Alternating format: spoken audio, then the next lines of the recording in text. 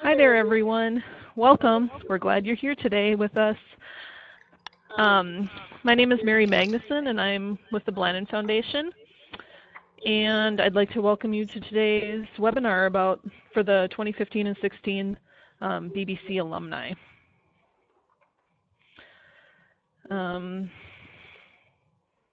I think you've all seen this chat box down here in the corner, and I invite you, anyone participating today, to use that to ask any questions. And I think I'm just going to turn it right over to Bernadine. Good morning, everybody. Good morning, everybody. Whoa, that's a lot of good mornings there. That is strange. I'm going to come down. Yes. Bernadine, did you unmute? No, just I pressed the volume button on my phone. Mary, why don't you? Okay. Yeah. Then I'm going to come run down. Sounds good.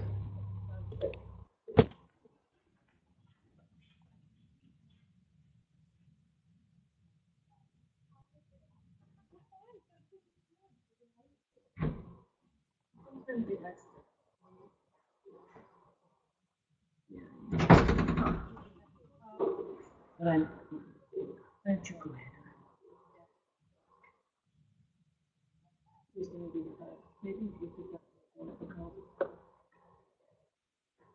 Hello, folks. Can people hear me with an echo though, right? Echo's gone. Okay, great. You're all good, Bernadine. Sorry for the hiccup. Good morning. I hear an echo in my own brain, but I'll through it.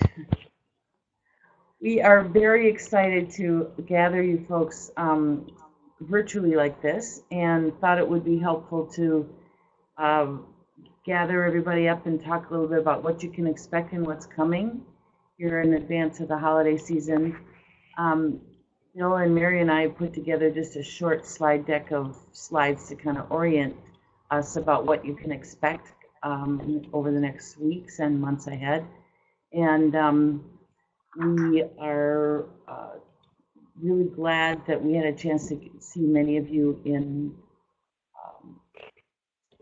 where we were in Craigens, and it's good. So it's good it's always hard to meet people virtually over the phone, and glad we had a chance to gather a little bit. What we're going to talk a little bit about is, so what's coming now that we're a MERC or a Blanton Broadband Community alumni, what have we got ourselves into? So just by way of explanation, we invited those communities of you who are either partnering with us through the Minnesota Intelligent Rural Community Program or the Blanton Broadband Community. Those are those affectionate acronyms that you're going to see going forward. And we think that we've learned something from this is sort of a third round, and hope that you guys are going to benefit from us honing the program even more than when we had the first time. Sounds much better, Terry's saying. Good. All right. So what we're going to try to do is just kind of walk through this a little bit about what's coming, and be sure we have lots of time for questions. We are delighted to be partnering with you. So we hope that this will be a mutually beneficial experience with mostly positives and not a lot of onerous aspects to it. So we're going to count on you to help make sure this is a positive experience. So we're looking for lots of feedback. We thought it would be, thinking through this morning, helpful to invite everybody to share a little bit about why they decided to raise their hands and come on back. I've found it interesting myself to hear the range of perspectives and sort of hopes and aspirations that people are bringing to the table. Sometimes people get inspired by other people's hopes and aspirations. So I thought we would take at the beginning just a couple minutes if anybody wanted to, either through the chat box or orally, just share with the others on the phone. So why did you decide to fill out the form and come back in? What are you looking for? What are you hoping for? I'm going to pause a minute here. And Bernadine, the next few slides have those testimonials in it. Oh, wonderful. And okay, others so can't really speak. Really participate in? I, so in the invitation email, we invited folks to send in some thoughts, and some of you did, so thank you very much. We're going to share those out now with the groups. Paul Richard Harvey, is Paul on the phone today with us? I'm looking at my list from Cook County. He's a commissioner there. And I don't need to read this to you, but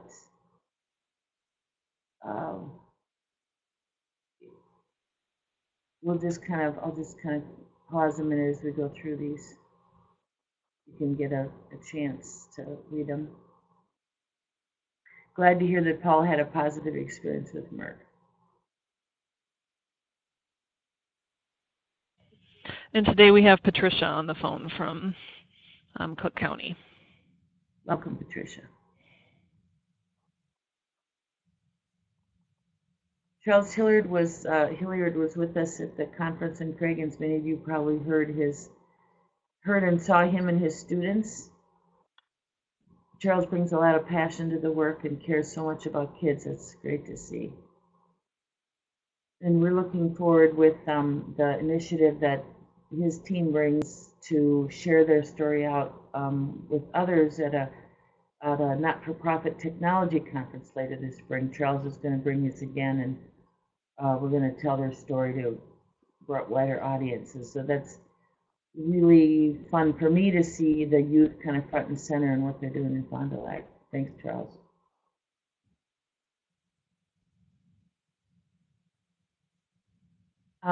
Itasca area is our home community, of course, and they also shared some of their stories at the conference.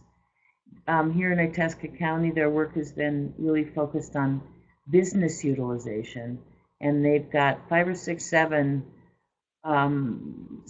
unique but interwoven and mutually reinforcing activities that has worked to engage the business community.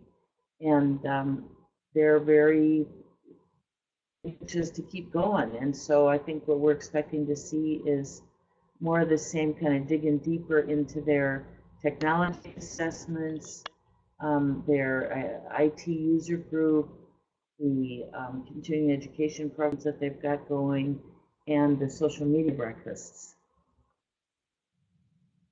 We're also working, as they say, on building this community portal and trying to aggregate or measure demand here to do a build out in Itasca County that we're hoping for. So lots going on in this community.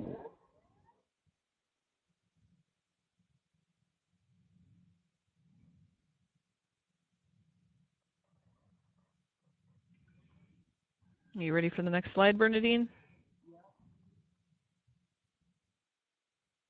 Renee Tortensen is a real cheerleader in Lecoprelli Valley. She has used the program, as she says here, to really bring together communities in new collaboration. I'll pause a minute so we can read Renee's words.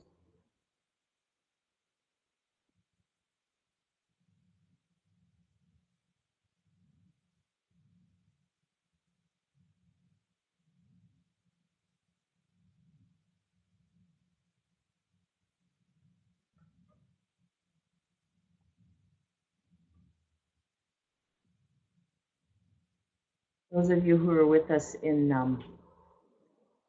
Craigens will remember some of the commercials that they showed us that the kids in schools are doing for local business. It's another really creative way to engage students in their community and give them a sense that they're not leaders in waiting, but they're leaders today.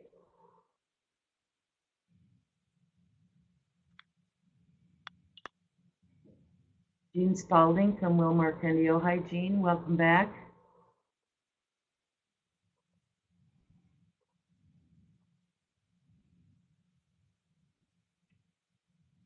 People who do crazy work. Good for you, Jean.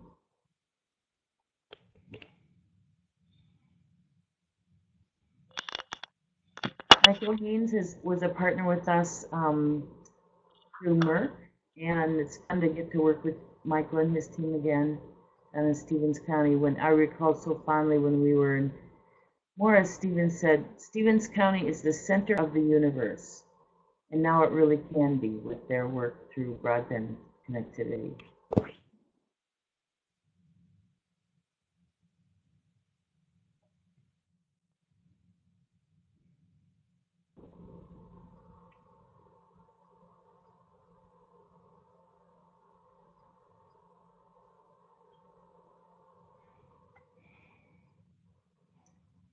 Upper Minnesota Valley Regional Development Commission.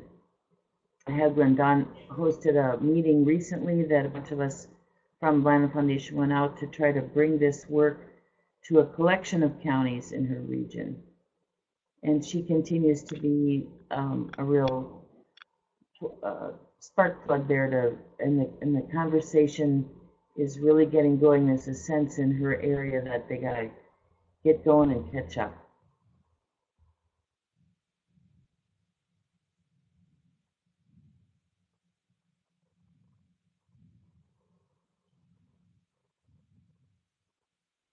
At the conversation that Don convened, we had she had IT people there and county commissioners and leaders from several counties who were really taking broadband seriously for the first time. Exciting to see these sparks spread. We hope you get a sense from these testimonials that we're doing this together. This is the kind of work you don't want to do alone.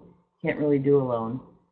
And, you know, this is long-term work, and anything really worth doing is something big that's may not even get done in your lifetime. I'm not suggesting that it would take that long, but it does take a long time.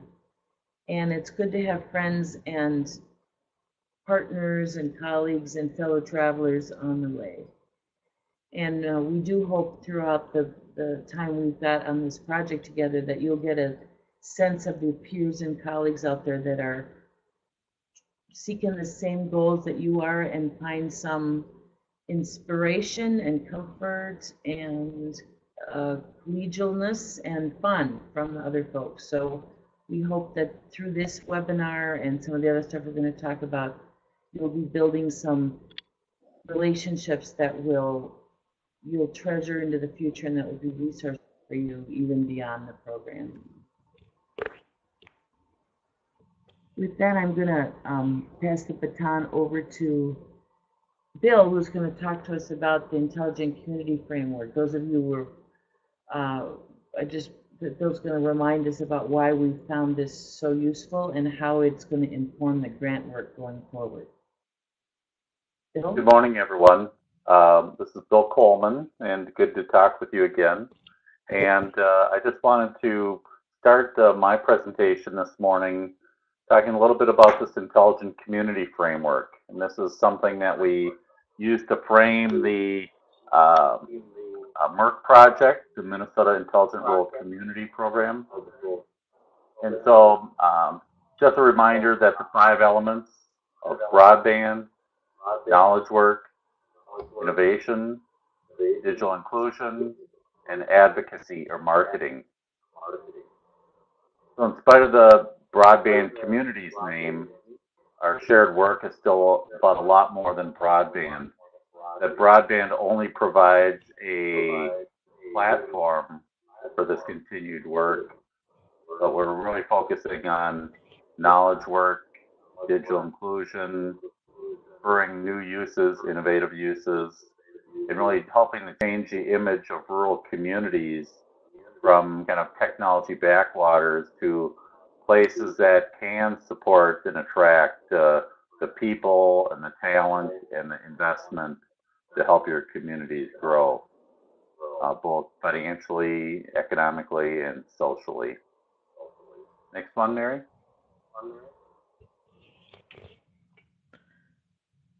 And so what is this alumni process going to be?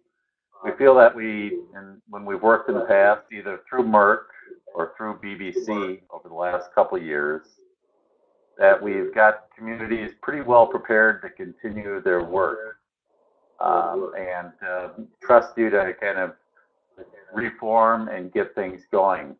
Of course, the dollars are important, and we'll talk about those in more detail in a few minutes.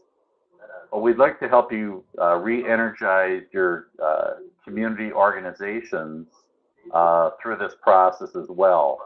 We saw tremendous happenings and idea generation and momentum through our community planning processes at the beginning of MERC and through the BBC program, and we'd like to do that. Our original plan was to try and do that in the first couple months of the year prior to some grant deadlines, but we had some ready and willing folks in our communities looking at this December 12th deadline as a grant or this April 1 deadline for grants, and we realized that with our new 10 BBC communities, we're going to have a hard time getting around to our alumni communities in a timely way. And so we've added some additional flexibility into this process to suit your needs. And so in 2 days, there's an initial grant deadline for broadband funding. And so if you're having an application in your back pocket and an idea and kind of people ready to go, as you know, our grant applications are not very onerous, and so it still is possible to submit a grant by Friday. Otherwise, the next application is April 1st. Which Hey, Bill? like a long, yes. There's a bit of an echo. I'm not sure if it's that your computer isn't muted or if you're on speakerphone. Sometimes that'll do it. I'm speaking with a headset through my computer. I wonder if Bernadine could mute. Okay. I'm still muted. I don't think so.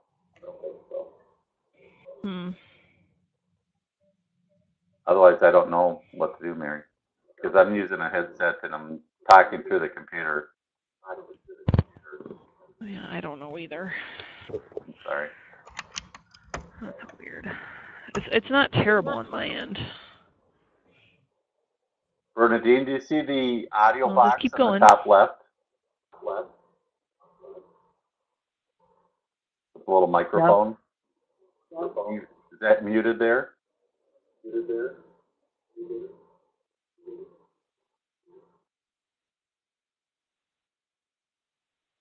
Oh, there we go. That's better. So, the alumni process. On January 21st and 22nd, Gene Spalding is going to host us in Wilmer, and that's our BBC kickoff gathering, and that's for both new communities and for alumni. For our new communities, that's a required gathering. For BBC alumni, that's an optional kind of activity. But if we hope to have a good number of our alumni there, 1 or 2 people per community, and we also hope then to, if we have some pretty good numbers, well, in any case, we will have some special activities for the BBC alumni. So while we're explaining kind of the initial details to the new BBCs, we'll get the alumni together and facilitate some discussion there. And so I think it's a great opportunity as we think about re-energizing task forces and community groups and project development kind of activities, that we'll have some time with the alumni to, once again, I won't say design this program, but to make this program yours and to make it as powerful as we can and as convenient as we can. So that's really, we're going to be listening and talking and doing some designing with the alumni at that time. So plus we hope to have some opportunity as well for the alumni to share some wisdom with our new communities about what works, what doesn't work, helpful hints, tips, strategies, the knowledge that you have all gained and organized your own activities to share with these new communities. And I think that will be something that, it's kind of giving back a little bit to these new communities and mentoring them. So that will be a fun time, and Wilmer has a great spot to meet, and it should be a positive day for us. And then we talked about this idea of a community vision renewal meeting. And as I mentioned, we'd hope to have that in the first quarter. And it's still possible we can do some of those. If people are anxious to have us in and to get things going, then we can try and do that.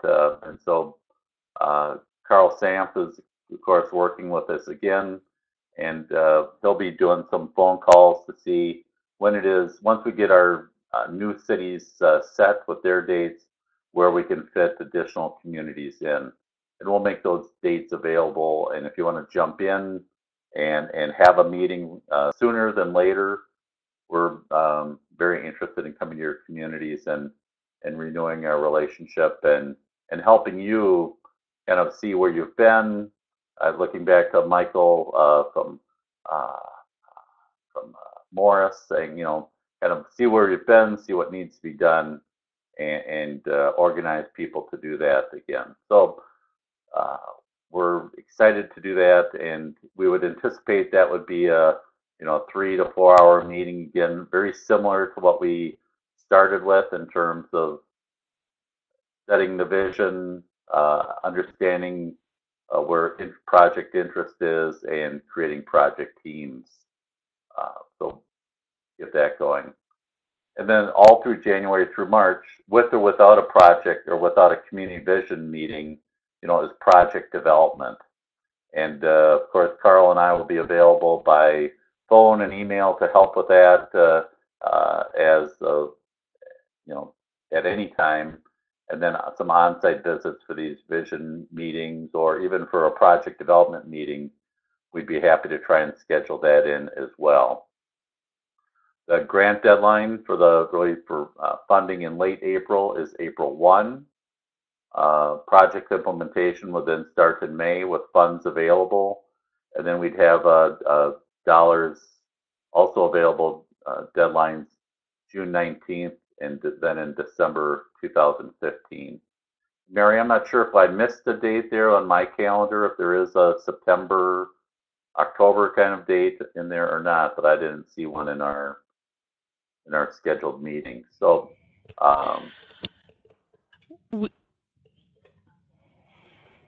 we will set like a deadline if we have money available, and I'll get to that on the next slide. Okay, all right, good. And maybe that's why, there we go.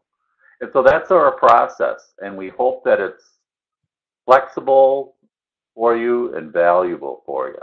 That kind of combination of not having a lot of rules, not having a lot of process that you don't find valuable, but then offering you the assistance you need to be successful in your communities.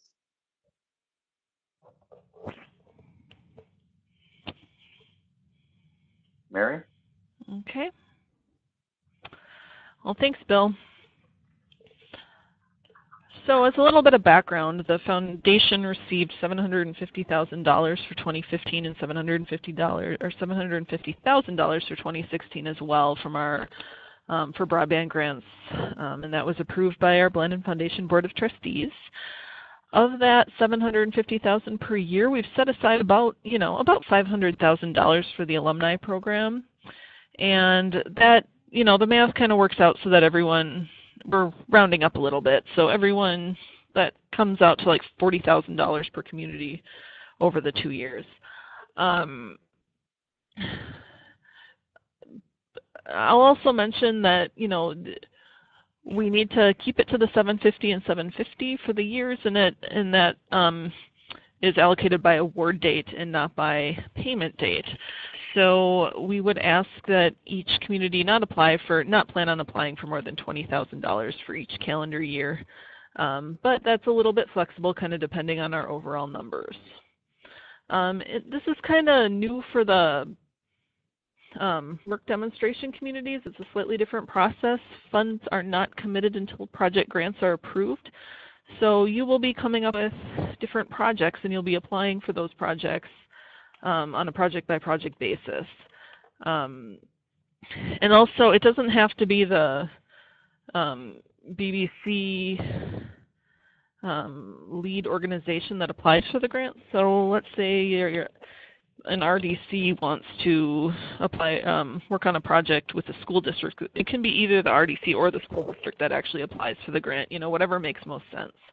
So that's another thing that's maybe a little bit different for our MERC alumni.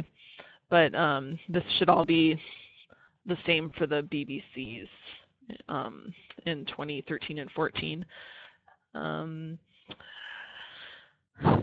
We are going to, and funding isn't guaranteed at all. You have to come up with good projects, which we know you'll do.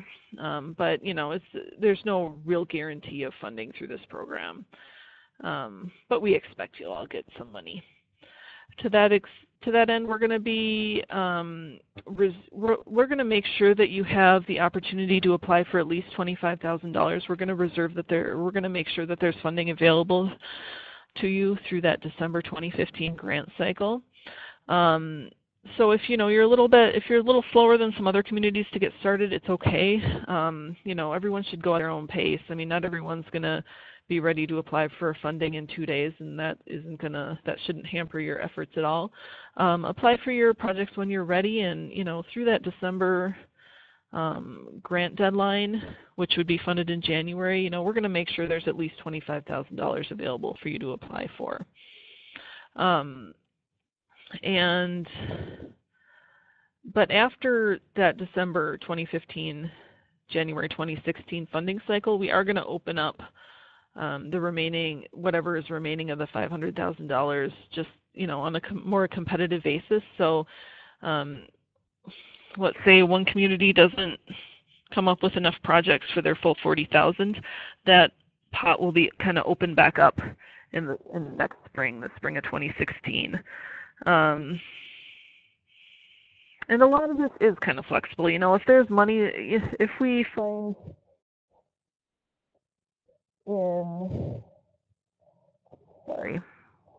what Bill was talking about before, if we find, our last deadline for the 2015, for the $750,000 that we have for 2015, if we still have money left after that June 19th, which is funded into July, we will open up another funding cycle that would probably be in the, September, October time frame. And we'll and that's probably a time when, if we have more money than we expect out of that first 750, we might open it up. So, if there's a alumni community that's already applied for 20, but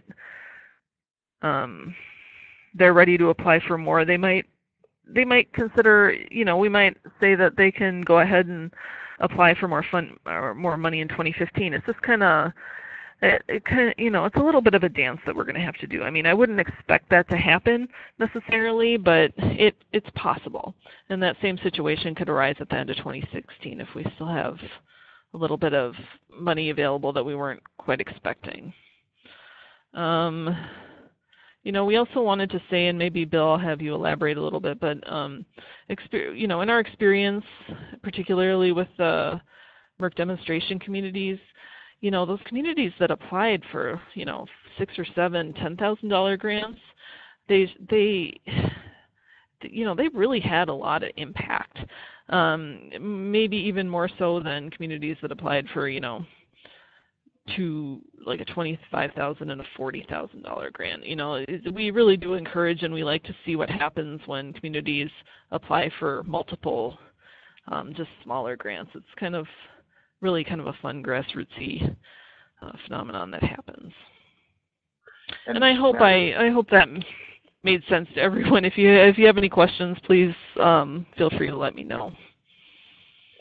And Mary, just to follow up on that, I think that we did see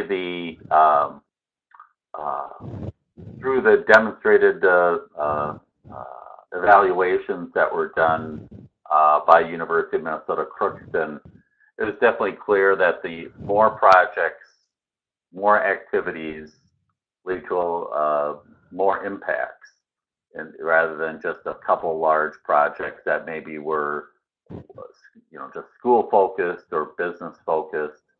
And so the more kind of actors and more more of those intelligent community elements you can kind of touch on, the more community-wide impact there's going to be. And so we just encourage that kind of thinking as you develop your own project ideas for the next 2 years. We go to the next one, Mary? Sure. And so a lot of these projects are things you'll recognize from your own communities. What are the options for projects? And we've recently we've seen a lot of Wi-Fi hotspots and Wi-Fi in school buses in terms of projects that were funded. We're seeing a lot of engagement of youth in terms of technology touching kids, and so I think really we've seen Fond du Lac Band and Lac-qui-Parle Valley, Lake County. Those are three that were highlighted at our fall conference here just recently. But that's really fun to get that engagement of high school kids into these community initiatives. I would also love to see some kind of ties to the local community colleges or universities that you may have in or near your communities to, get those college students engaged in your community. And maybe if they feel that better connection, they'd be more likely to stay in the community, find the opportunities to participate in your community. We've seen successful social media breakfast business technology networking as a real positive activity as well, whether that's for the retail tourism community for the social media breakfast, or whether it's more for the IT professional folks to get together and share information, share knowledge about products and procedures and regulations and technologies. We've had Itasca County has really led on that, and I think we've seen some really nice community networking taking place as a result that wouldn't necessarily take place between companies and across public and private sectors, which I think is really something that happens all too rarely in communities of any size. And then you can either use these dollars to continue successful projects that you started up through MERC and or through the BBC program, or to start something new. And so it's not required that they be new projects, new ideas, that if you have things that are working, were working, and you want to re-energize those, that can be fun. Although, as always with any kind of foundation, the idea of ongoing funding for projects kind of frowned on. So with new wrinkles and new participants, and is always a exciting kind of thing to add into existing projects. And then the idea of starting something new based on a new need or new people who you've managed to engage in the community project, that's great as well.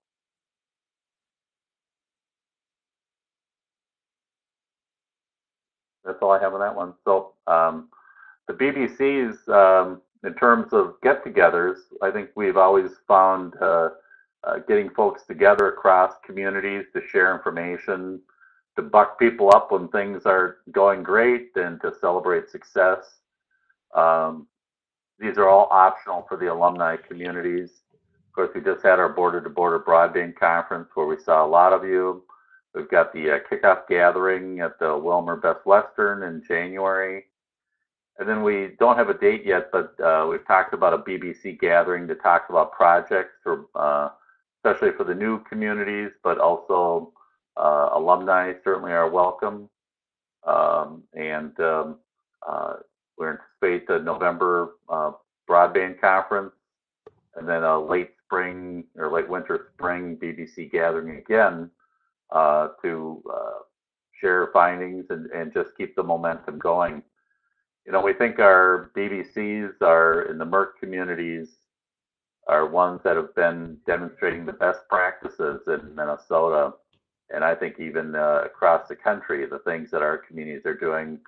Bernadine and I have had a great chance to share our story in different settings. Bernadine in front of the United States Senate. And Bernadine and I have each done some conference speaking about the projects that you guys have launched and been successful at, and we think a big part of that success is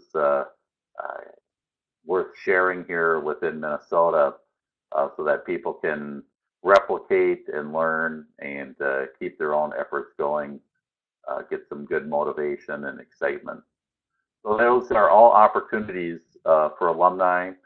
We also, something I don't have on here is our Facebook page that we've had for the BBCs over the last couple of years, and we'll open that up to the alumni as well, so that people can stay in touch and learn from other folks.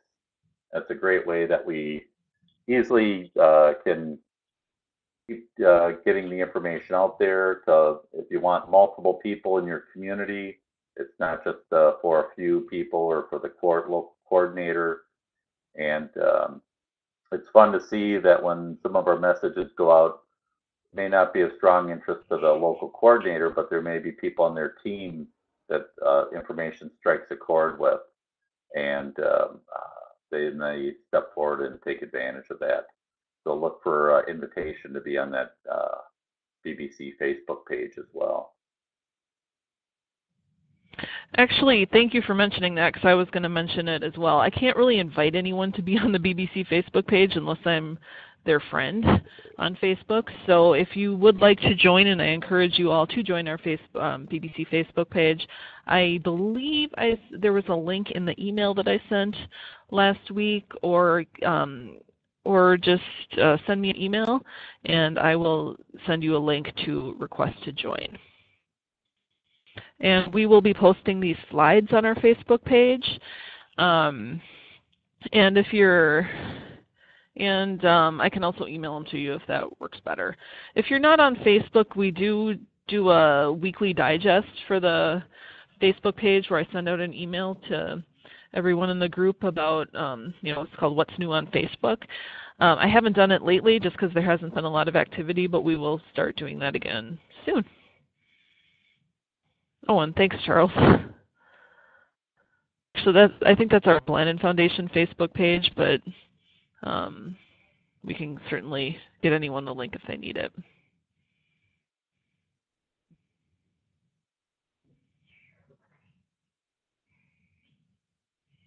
Then this, I think, is for Bernadine.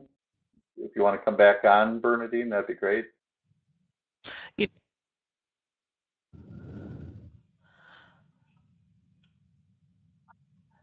I think Bernadine actually perhaps completely hung up the phone. Okay. Well, I think, so yeah, I don't think that's... Sure, if you wouldn't mind. Sure. And so, I guess we're very interested, as I mentioned, that this BBC Alumni Project is something that we thought would be spectacular success. And I think with the communities we have engaged, we're really excited that about 60% of our community said, yeah, we want to continue on and keep this work going. And so we're excited about that.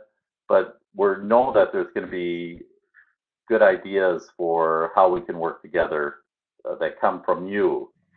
And so either if you want to type those in the chat box about how we can be of service to you, or call Mary or Bernadine or myself, or email, post them on our Facebook page. Or start a conversation on Facebook.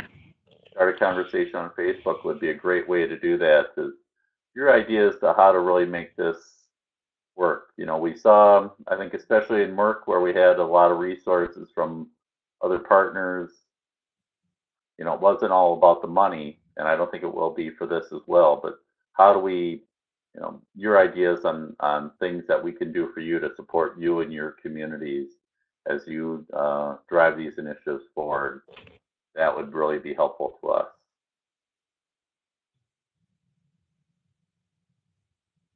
And that's about all I have on that.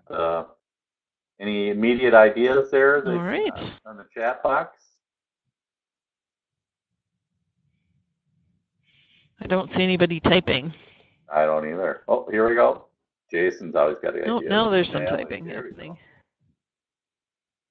go. There we Letters go. of support for, so Sally, letters of support for grant applications. I'm not, the foundation, Mary, is that something that the foundation does? I guess I'm not understanding the context. I think maybe as Leech Lake applies for grants, maybe they would be seeking letters from the foundation. Oh. I think that would be considered on kind of a case by case. Yeah, I can't really answer that definitively.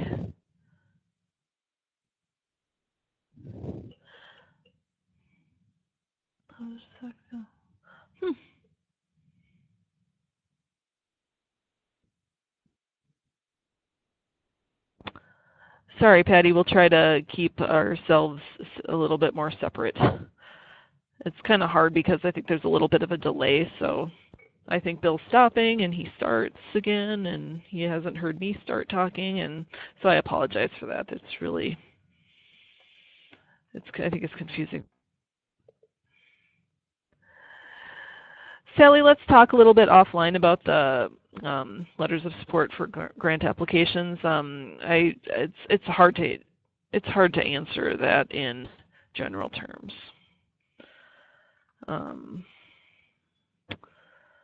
But we will certainly answer that question for you. One thing that we did I think we started it during MERC, and it was a success, and we continued it through about October of last year, is our BCBP webinar series.